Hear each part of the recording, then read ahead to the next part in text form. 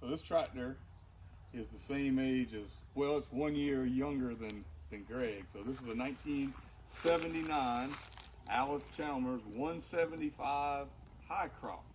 It was sold new at Harrington Farm Equipment in Hollywood, South Carolina. Right down near us. Yep, bought by my grandfather. It was the last tractor he bought new. He was a tomato farmer on Young's Island, and the reason it's a high crop, it's about 25% taller than a standard tractor, and Alice Chalmers built these tractors for vegetable growers and sugarcane producers in Louisiana. And my grandfather again was a tomato farmer, so this was his tomato tractor. Anyway, but we were talking. You know, my granddad had an Alice, but you know, Alice. It was so interesting to see where they came. This is kind of the end. They were the king. More in the 60s. More in the 60s. The 21, the D21 was kind of the. I don't know if it was horsepower to weight ratio or what it was, but it was kind of their peak. A lot of people say of a lot of things they did, and then they.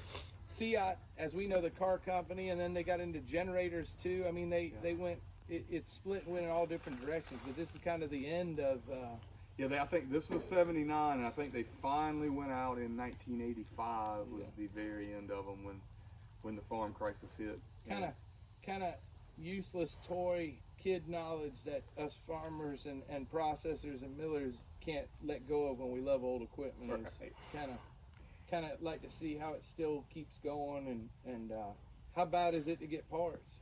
So there is a guy who has specialized in these things who's in Lachine, Michigan, and he and I have become friends, and so far so good. I've been able to get what I need. You know, the other interesting thing about tractors, I always tell people, you know, I got green in my blood because of John Deere, but what's interesting about that is, you know, you go different places, and so many people, the loyalty comes more if you break it down, not so much now, but back in the day was what your local dealership carried. That's right. So many people thought it was more of like, but regional tractors were based off of where you could get parts. Back in the day, Amazon didn't exist, so it was more of, you know, what regional dealership and who you trust and who you worked with. So my grandfather was about 3 miles from Harrington in Hollywood, and then in Ravenel they sold Fords, and then at Red Top, John Deere. They sold John Deere. Well, when Red Top John Deere went out of business, my grandfather got rid of his John Deere tractors and went exclusively Ford and Alice. And you're never going to see down here this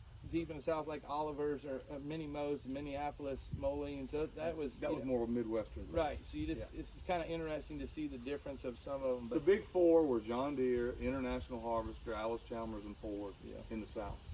Well, and you know, then it became regional for each one, but yeah, it's fun to see the old girl. Yeah, so we don't use her for much, but we get her out for special occasions, and she still can tote her weight a little bit. Thank you. All right, let's see what we can do. Now she probably won't crank.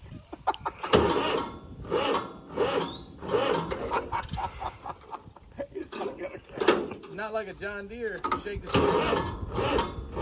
No, let's go eat.